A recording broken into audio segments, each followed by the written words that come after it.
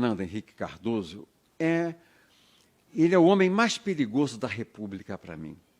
Porque o Lula, todo mundo conhece as posições do Lula. Ele abraça o Fidel Castro, ele defendia o Maduro na Venezuela, ele tem o movimento Sem Terra, que é agressivo, diz que era um movimento revolucionário, tem o Sem Teto com Boulos, tem o Stedley no Sem Terra, mas todo mundo sabe que ele é da esquerda, ele não surpreende ninguém por ser de esquerda. O Haddad, que tentou a eleição e perdeu para o presidente Bolsonaro, é um homem de esquerda. Todo mundo sabe que ele fará levar o Brasil para a argentinização, para uma Venezuela, para uma Bolívia. Ele é de esquerda, ele defende esse ideário. Então ninguém estranha isso. Quem escolher esse caminho terá a ditadura do proletário no Brasil. Mas o Fernando Henrique não, ele é fabiano. Ele é verde por fora, mas vermelho por dentro. Então ele ilude as pessoas, fala bem, educado, culto, mas é esquerda, é ateu.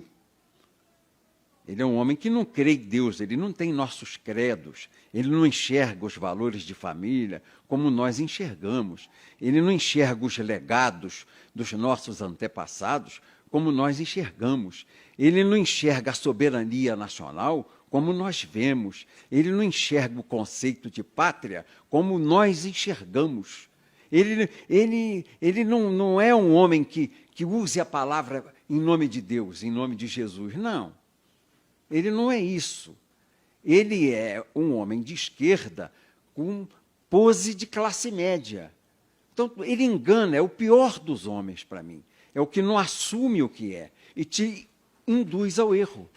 Porque não começou no governo do Lula o aparelhamento do Estado brasileiro. Começou no governo do Sarney, cresceu no governo do Itamar, tomou vulto no governo do Fernando Henrique e explodiu no governo do PT. Explodiu do governo do PT. E o Fernando Henrique é um homem de 90 anos. Eu comparo o Fernando Henrique ao diabo. O diabo, ele não é perigoso por ser mau. O diabo é perigoso por ser velho. E o Fernando Henrique é velho. É um velho bruxo. O pai dele, o general Leônidas, foi tenentista na época de 30, com a Revolução de Getúlio. Então, ele viu a ascensão dos tenentes com Getúlio, a Revolução de 30, pondo fim à política do café com leite. Ele viu, no pós-guerra, na redemocratização do mundo, a deposição de Getúlio Vargas, na redemocratização do mundo, pondo fim a todos os regimes de ditadura que havia na América Latina e no mundo. Ele viu a posse de Getúlio em 1952, depois Getúlio suicidar em 54, ele viu a Revolução de 64, não é? Ele viu aquela crise do primeiro-ministro de João Goulart, que era Tancredo Neves, ele viu isso tudo, ele vivenciou tudo isso, ele viu a anistia, ele viveu a anistia comigo no Congresso Nacional. Eu me lembro do Fernando Henrique no Congresso Nacional, nós votamos anistia ampla, geral e restrita, recebemos toda a esquerda, o Fernando Henrique ali. Ele foi o bruxo que coordenou o impeachment do Collor. Toda a inteligência de juntar partido, de demolir a imagem do governo na imprensa, de transformar fake news, naquela época não tinha esse nome, mas notícia que parecia verdade, a verossimilhança, virava verdade de noite nos jornais de televisão. Botar cara pintada na rua, encher o Vale do Anhangabaú, com milhões de jovens gritando fora corrupto, fora Collor, por causa de um Fiat Elba. Quer dizer, a coisa tinha uma dimensão que não era da culpa do presidente naquela época, tanto que o Collor sofreu impeachment no Congresso Nacional e foi absolvido de 10-1 no Supremo Tribunal Federal. O que eu dizia na defesa do Collor, porque eu participei da CPI, defendendo o Collor contra o Fernando Henrique. Eu dizia, não tem prova, essa prova é falsa, essa prova inexiste, não é verdadeira essa prova. Isso aí é um fax que chegou agora, porque naquela época não tinha computador, era fax. Isso chegou agora do banco, nós nem conferimos. E de noite era uma verdade irrecorrível nos jornais de televisão. Então foi uma demolição da imagem do Fernando Collor. E ele contribuiu, porque quando ele sequestrou a poupança da classe média, que era a estrutura de apoio popular que ele tinha, ele perdeu tudo e ficou sozinho. Ele tinha o PRN. PRN tinha 12 deputados. Não era nada, não tinha ninguém para defendê-lo, a verdade se diga. Eu fiquei sozinho ao lado dele, porque me apaixonei pela tese de direito e advoguei até o final, dentro do Código de Processo Penal, do Código Penal, do direito constitucional, a defesa do presidente Collor. Fernando Henrique foi o mago conspirador. Ele fez urdiu, trouxe para a conspiração o vice, que foi o Itamar Franco. Se o vice não conspirar, não tem impeachment. Se o vice não acertar todo mundo antes, chama uma bancada, vocês vão ter isso, esse ministério, aquela autarquia, aquela estatal, aquela diretoria do banco, essas coisas que são normais nessa fase, todo mundo batendo no peito, cantando amor febril pelo Brasil, mas lá por trás dos panos está todo mundo negociando um pedaço da administração para fazer o toma lá da cá. Então, o Fernando Henrique ajudou o Itamar a construir isso, tanto que foi seu ministro. Primeiro, de Relações Internacionais, ministro de Relações Exteriores, depois ministro da Fazenda, fez o Plano Real e foi eleito presidente da República. Depois eu participei, aí eu já participei ao lado do Fernando Henrique, da construção do impeachment da Dilma. O PTB participou do impeachment para tirar a Dilma do poder. O líder do PTB, o Jovair, naquela época, fez o relatório do impeachment da presidente Dilma. Então, eu participei como presidente do PTB, ajudei, inclusive, a escrever páginas do impeachment que levou a presidente Dilma a ser afastada do poder. Quem coordenou tudo? Fernando Henrique. Trouxe para dentro, para articular o impeachment, o vice, que era o Temer. Sem vice, não tem impeachment. Entendeu? E o Temer foi para o impeachment. Então é isso, por isso que eu digo que o Fernando Henrique é o mago do mal, é o mago da maldade. E eu li, no dia 19 de abril, dia 20 de abril desse ano de 2020, uma matéria no jornal Estadão, página 6, eu tenho o jornal guardado, eu gosto de ler no papel, eu compro de manhãzinha e leio no papel. O Fernando Henrique dizendo que o presidente Bolsonaro perdera as condições de governo, que nós já vivíamos um parlamentarismo branco e um governo compartilhado. Aí acendeu na minha cabeça e falei, opa, o bruxo está armando, está misturando, está mexendo o caldeirão da magia do demônio, está fazendo a mágica do impeachment. Governam o Brasil. O presidente da Câmara, Rodrigo Maia, ele, Fernando Henrique, dizendo, aspas, Fernando Henrique, governa o Brasil. Rodrigo Maia, Alcolumbre no Senado, e os ministros do Supremo Tribunal Federal. Há um governo compartilhado. Todas as condições de impeachment se dão. Nós temos uma crise sanitária, com uma crise financeira e econômica, por desemprego, fechamento de empresas, só falta o povo na rua.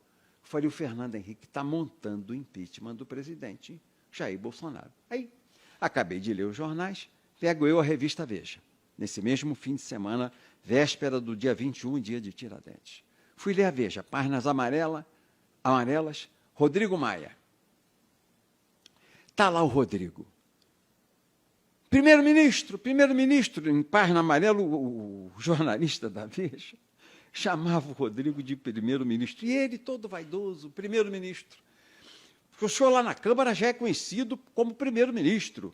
O presidente não tem mais agenda legislativa. Quem faz a pauta, quem faz a agenda legislativa é o senhor. Ele não manda nada lá na agenda, nem no Senado, nem na Câmara. O senhor que coordena, o senhor é o primeiro-ministro da República. E ele começou a ser entrevistado, ele não desmentiu.